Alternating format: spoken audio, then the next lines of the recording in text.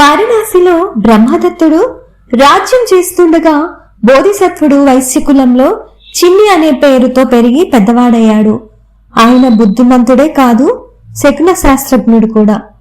ఒకనాడు ఆయన రాజుగారి వద్దకు వెళ్తూ తోవలో చచ్చిన ఎలుకను చూసి తెలివితేటలు కలవాడైన యువకుడైతే ఈ చచ్చిన ఎలుకను పెట్టుబడిగా పెట్టి వ్యాపారం చేయవచ్చు అన్నాడు. ఆ మాటలు పేదవాడైన ఒక మంచి తెలివైన బాలుడు విన్నాడు. చిన్ని శ్రేష్ఠి తెలిసి తప్పులు మాట్లాడడు అని తెలిచాడు. ఆ ఎలుకను తీసుకువెళ్లి పిల్లిని పెంచే ఒక కొట్టువానికి అమ్మి దానితో బెల్లం కొన్నాడు. మంచి నీటిని పట్టుకుని అడవి నుంచి పువ్వులు తెచ్చి అమ్మేవారికి చిన్న బెల్లం ముక్క పెట్టి మంచి నీళ్లు ఇచ్చాడు. వాళ్ళు అతనికి తలా ఇన్ని పూలు ఇచ్చి పోయారు. అతను వాటిని అంగడిలో అమ్మి డబ్బు సంపాదించాడు.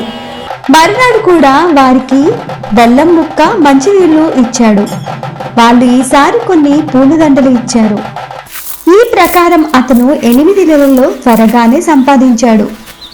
Hi everyone, welcome to original morals. I'm Nandini, video editor.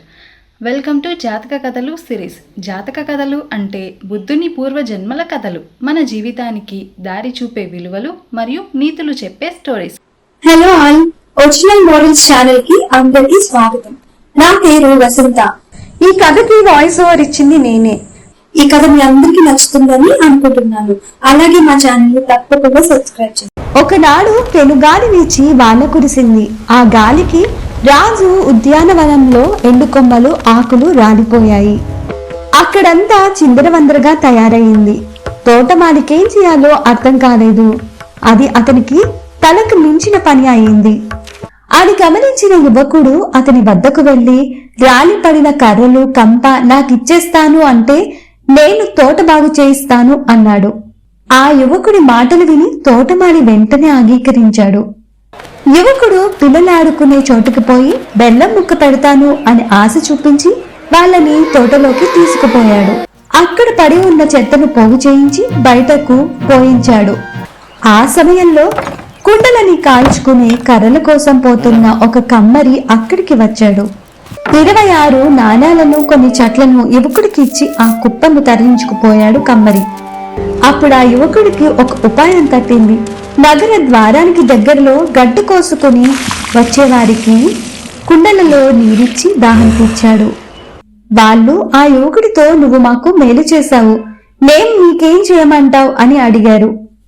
సమయం వచ్చినప్పుడు అడుగుతాను, అప్పుడు మీరు నాకు సాయం చేద్దురుగాని అని అన్నాడు. ఆ యువకుడు మెల్లగా కొందరు వర్తకులతో స్నేహం చేశాడు.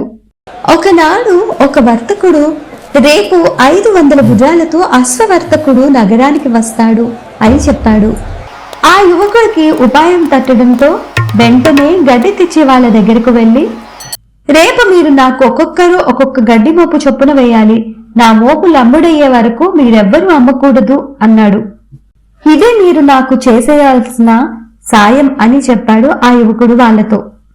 మర్నాడు గుర్రాల వర్తకుడు అక్కడకు వచ్చాడు. ఆ గుర్రాలకి తినడానికి వెంటనే గడ్డి కావాలి. కాని ఆ యువకుడి దగ్గర తప్ప నగరంలో మరెక్కడా గడ్డి దొరకలేదు. అందుచేత తన 500 గుర్రాలకి అతని వద్దనున్న 500 గడ్డి మోపులన్నీ 1000 నాణాలిచ్చి ఆ యువకుడి దగ్గర కొనవలసి వచ్చింది. ఇది జరిగిన కొద్ది రోజులకు మరొక వర్తకుడు యువకుడితో, రేవులోకి ఒక గొప్ప నావ వచ్చింది అని చెప్పాడు. ఆ వర్తకుడి మాటలతో వెంటనే యువకుడికి ఇంకొక ఉపాయం తట్టింది. అతను చక్కగా అలంకరించబడిన బండినొక దానిని గంటకింత అని అద్దెకు తీసుకున్నాడు. ఒక నావను కొని అక్కడికి దగ్గరలో ఒక మంటపం నిర్మించాడు.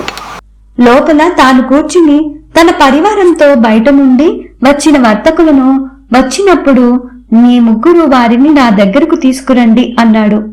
రేవులోకి నౌక వచ్చిందని విని వారణాసి నుండి 100 మంది వర్తకులు సరుకులు కొనడానికి వచ్చారు. కాని అంతకు ముందే సరుకంతా యువకుడు కొనేశాడని తెలుసుకుని వారు అతని దగ్గరకు వెళ్లారు. యువకుడు నియమించిన ముగ్గురు వారిని అతని వద్దకు తీసుకువెళ్లారు.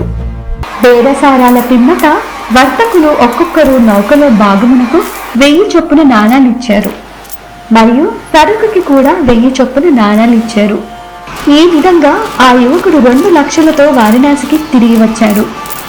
మరునాడు అతను 1,00,000 నాణాలతో కృతజ్ఞతలు తెలుపుకుందుకు చిన్ని శ్రేష్ఠి వద్దకు వెళ్ళాడు.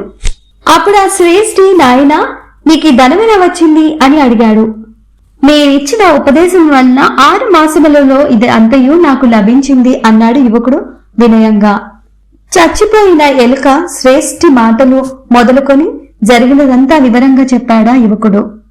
అది విన్న శ్రేష్ఠి ఆనందానికి అవధులు లేకపోయాయి. అతనికి తన పుత్రికనిచ్చి తొందరలోనే వివాహం చేసేశాడు. పుత్రికతో పాటు తన సర్వ సంపదని అతనికిచ్చాడు. ఆ శ్రేష్ఠి మరణానంతరం యువకుడు శ్రేష్ఠి పదవిని పొందాడు. మోరల్ ఆఫ్ ది స్టోరీ: బుద్ధి సూక్ష్మత, చతురత ఉంటే అతి తక్కువ పెట్టుబడితో కూడా తన సంపదనని వృద్ధి చేసుకోవచ్చు. ఎలా అంటే నిప్పు రవ్వను జాగ్రత్తగా ఉదితే పెద్ద మంట అవుతుంది కదా, అలానే.